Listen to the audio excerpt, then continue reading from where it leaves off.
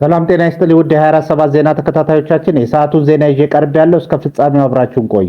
የምንለቃቸው መረጃዎች እንዲደርሳችሁ ላይክ፣ ሼር እና ሰብስክራይብ ማድረጋችሁ እንዳትረሱ በማለት ወደ ዜናው አለፍ።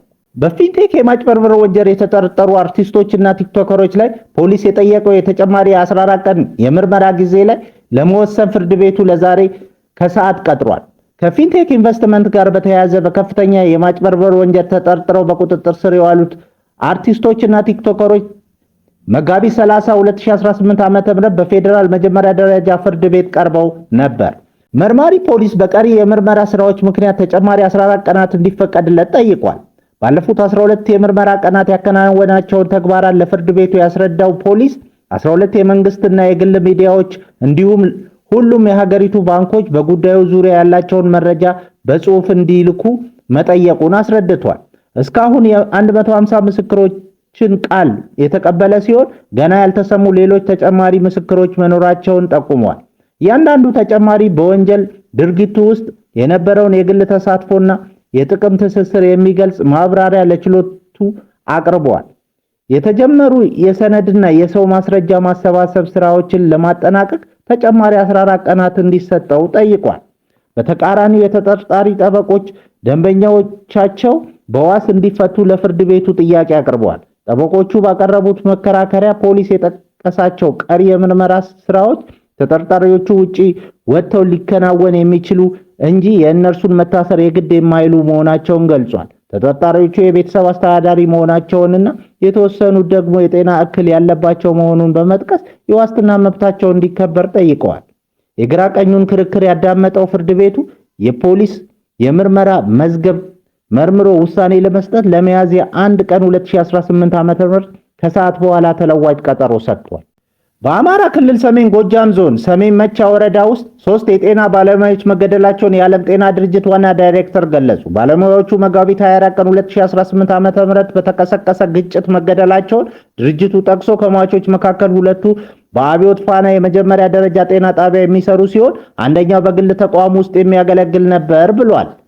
ዋና ዳይሬክተሩ የጤና ባለሙያዎች በማንኛውም ሁኔታ ጥበቃ ሊደረግላቸውና ሰብአዊ ተልዕኳቸውን ያለ ስጋት እንዲወጡ ሊፈቀድላቸው እንደሚገባ አሳስበዋል። ኃላፊው አክለውም ጤና በማንኛውም ግጭት ውስጥ የጥቃት ኢላማ መሆን እንደሌለበት በማሳሰብ ለሟች ቤተሰቦች መጽናናት ተመኝተዋል። በሌላ ዜና በፓኪስታን አደራዳሪነት በኢራንና በአሜሪካ መካከል የተደረሰው የ2 ሳምንት የተኩስ አቁም ስምምነት ለመካከለኛው ምስራቅ እፎይታን ይሰጣል ተብሎ ነበር። ስምምነቱ በወጣ በ10 ሰዓታት ውስጥ የእስራኤል አየር ኃይል በሊባኖስ ላይ መጠነ ሰፊ ጥቃት ሰንዝሯል።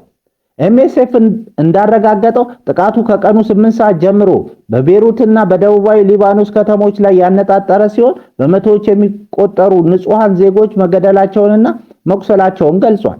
ከእስራኤል ጠቅላይ ሚኒስትር ቢሮ የወጡ መረጃዎች እንደሚያመለክቱት እስራኤል ከኢራን ጋር በቀጥታ የምታደርገውን የተኩስ ልውውጥ ለማቆም ብትስማማም በሊባኖስ ያለው የሂዝቦላ እንቅስቃሴ ላይ የምትወስደውን እርምጃ ግን እንደማታቆም ገልጻለች።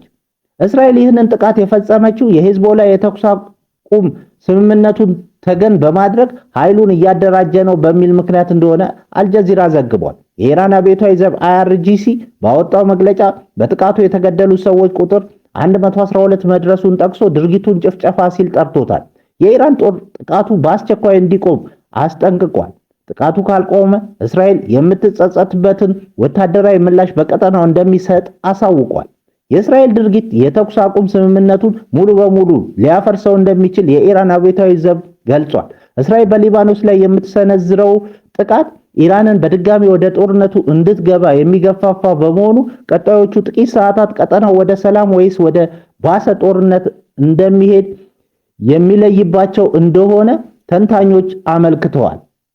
በተመሳሳይ የኢራን የውጭ ጉዳይ ሚኒስትር አባስ አራግቼ አሜሪካ ከኢራን ጋር ዘላቂ የተኩስ አቁም እንዲኖር ከፈለገች ግልጽ ምርጫ ማድረግ እንዳለባት ገለጹ። አሜሪካ በተኩስ አቁም ወይም በእስራኤል በኩል የሚቀጥል ጦርነት መካከል አንዱን መምረጥ እንዳለባትና ሁለቱ በአንድ ላይ ሊቀጥሉ እንደማይችሉ አራግቼ ገልጸዋል። አሁን ኳሷ በአሜሪካ ሜዳ ላይ ናት ያሉት ሚኒስትሩ ዓለም አቀፍ ማህበረሰብ አሜሪካ የገባችውን ቃል ትፈጽም እንደሆነ በትኩረት እየተከታተለ መሆኑን ተናግረዋል። በሊባኖስ እየደረሰ ያለው ግድያ የዓለም ሕዝብ እያየው መሆኑን በመጥቀስ አሜሪካ ለሰላም ቁርጠኝነት እንዲኖራት ጠይቀዋል። አሜሪካ ከኢራን ጋር ለምታደርገው የሰላም ንግግር ከፍተኛ ልዑካን ወደ ፓኪስታን ልትልክ ነው። የአሜሪካው ፕሬዝዳንት ዶናልድ ትራምፕ አስተዳደር ከኢራን ጋር የተደረሰውን የ2 ሳምንት የተኩስ አቁም ስምምነት ተከትሎ ለቀጥታ የሰላም ንግግር ከፍተኛ የመንግስት ባለስልጣናት ወደ ፓኪስታን ዋና ከተማ እስላማባድ እንደሚልክ ዋይት ሃውስ አስታውቋል። በምክትል ፕሬዝዳንት ጄዲ ቫንስ የሚመራው ቡድን የፕሬዝዳንት አማካሪ የሆኑትን ጄሬድ ኩሽነርን እና ስቲቭ ዊትኮፍን ያካተተ ነው።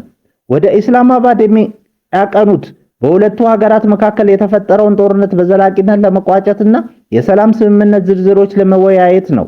የመጀመሪያው ዙር ውይይት በመጪው ቅዳሜ ጠዋት እንደሚጀመር የዋይት ሃውስ ቃል አቀባይ ካሮሊን ሌቪት ገልጸዋል። ምክትል ፕሬዝዳንት ጄዲ ቫንስ በአሁኑ ወቅት በሃንጋሪ ጉብኝት ላይ የሚገኙ ሲሆን በቀጥታ ወደ ፓኪስታን በመጓዝ የንግግር ቡድኑን እንደሚመሩ ይጠበቃል። ፓኪስታን በሁለቱ ሀገራት መካከል የንግግር መድረክ በማመቻቸትና በማሸማገል ቁልፍ ሚና እየተጫወተች ትገኛለች። የሆርሙዝ ሰርጥ በይፋ ተከፈተ። ላይቤሪያዊቷ መርከብ ቀዳሚ ኃላፊ ሆነች። በላይቤሪያ ሰንደቅ ዓላማ የምትጓዘው ዴይቶና ቢች የተባለች መርከብ ከአሜሪካና ከኢራን የ2 ሳምንት የተኩስ አቁም ስምምነት በኋላ የሆርሙዝን ሰርጥ በሰላም ላይ በማቋረጥ ቀዳሚ ሆናለች። መርከቧ ከኢራን የባንደር አባስ ወደብ እንደወጣች ጠዋት ላይ ስትራቴጂካዊውን ቀጠና ተሻግራለች። ከእርሷ በመቀጠል የግሪክ ንብረት የሆነች ሌላ መርከብ ቀጠናውን ያለ እንቅፋት ያለፈች ሲሆን ይህም ለዓለም አቀፍ የንግድ መስመር ዳግም መከፈት ትልቅ ተስፋ ሆኗል። በስምምነቱ መሰረት እንቅስቃሴው የሚከናወነው ከኢራን ጦር ጋር በተቀናጀ መልኩ ቢሆንም የንግድ መርከቦች በነፃነት እንዲያልፉ መፈቀዱን የነዳጅ ገበያው አረጋግጦታል። ኢራን በበኩሏ ለዚህ እንቅስቃሴ ክፍያ እንደምትጠይቅና ከአሜሪካም ካሳ እንደምትጠብቅ ገልጻለች። ይህ በእንዲህ እንዳለ አንድ መርከብ ለማሻገር $2 ሚሊዮን ኢራን ከሆርሙዝ ሰርጥ በመቶ ሚሊዮኖች የሚቆጠር ገቢ ልታገኝ ነው። በዓለም አቀፍ ደረጃ ከፍተኛ የኢነርጂ መተላለፊያ በሆነው የሆርሙዝ ሰርጥ ላይ ለሳምንታት ተፈጥሮ የነበረው መቆም ለኢራን በመቶ ሚሊዮኖች የሚቆጠር ዶላር ገቢ ሊያስገኝ እንደሚችል ተነገረ።